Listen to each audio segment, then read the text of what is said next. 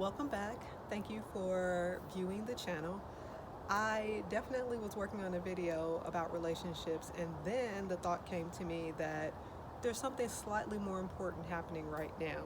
And so I want to talk about depression, and I just want to give some facts and some pointers as far as dealing with depression, because I think that's something that's happening at such high rates, and I think we have a lot of misconceptions about it. So I'm just gonna jump into that. I won't go on a rant about why I haven't done a video in a couple months, but like I said, I was working on one about videos, about relationships, but I absolutely want to talk about depression. So the first thing that I want to say is that depression with men and women looks a little different a lot of times. And while I'm on that, with kids, it's definitely different. So young people tend to show depression in aggressive ways. They tend to come across as really angry, and I dare say that for men, that's kind of how depression shows itself as well. The other thing that I want to say is about some differences as far as depression is that women tend to attempt suicide at much higher rates than men. However, men complete suicide at much higher rates than women. And one of the reasons why is that men tend to use much more lethal force when thinking about depression versus women. And so let's kind of parse those details out and have understanding about what's going on there. The other thing regarding that is one of the reasons I think that women attempt so often is because I do think that women,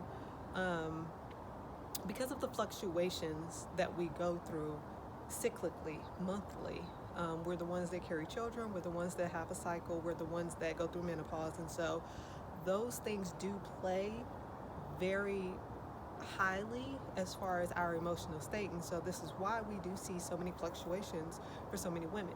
And so I'm going to spend a little time here because I think there's some things that we as women haven't understood. One of those being that the menstrual is not the completion of your cycle. That's just one phase of your cycle. Your cycle is monthly. So when you have your menstruation, that is actually coming towards the end of your monthly cycle, and then your cycle begins at the close of that menstrual. And I don't know that a lot of women actually know that or have been taught that. And actually, it's not something that I learned until later in life. That being said, as you're going through those different phases of your cycle, your hormones are doing very different things, right? And so you have these different spikes, you have these different dips in the hormonal levels, and so again, that's going to play on mood.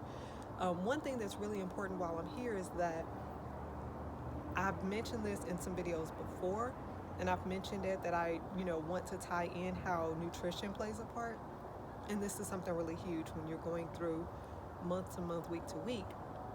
Nutrition is going to play a huge part. And so it's important that we're eating well throughout the month during our menstrual, that type of a thing, so that we are kind of counteracting what's happening with those hormone levels in our body.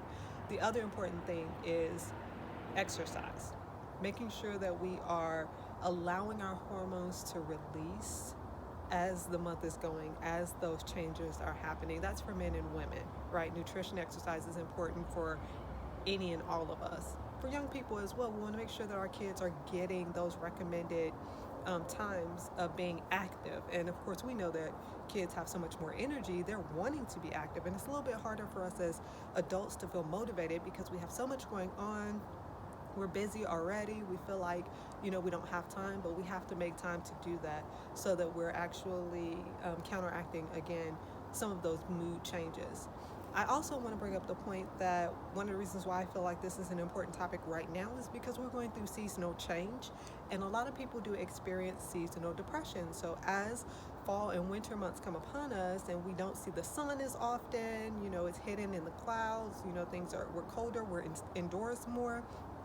People tend to experience depression at some higher rates during that time as well. And just societally, we have a lot going on right now in our culture, and I think that's playing very huge on people's mood and mindset. So I wanted to throw that out there. I don't have statistics or numbers, but I do know that, from the data that women experience depression at higher rates, women attempt suicide a lot, men complete suicide at higher rates. Kids do express depression as anger and as aggression. I do believe that men will express that as well. And again, nutrition and exercise are going to be important factors in offsetting a lot of those dimensions that are happening throughout the month. Don't forget to like and subscribe. And also, if you have questions, comments, or anything like that about this topic, please feel free to, put that in the comments. And, if you want me to go into a little bit more detail, I do want to throw this out there for women. I personally use the 28 app. There's a free version, there's the premium version, which offers a little bit more. In the free version, you get daily workouts, you get some pointers about nutrition and things that you can eat throughout the month that are going to help with your mood, and it gives you some other information about like what's happening cyclically with your body and like what phases you're in throughout your cycle. It's a really helpful app, so I do recommend that. And again, if you have any questions, drop them in the comments, and I'll see you next time. Hey, till next time, pray for the peace of Jerusalem.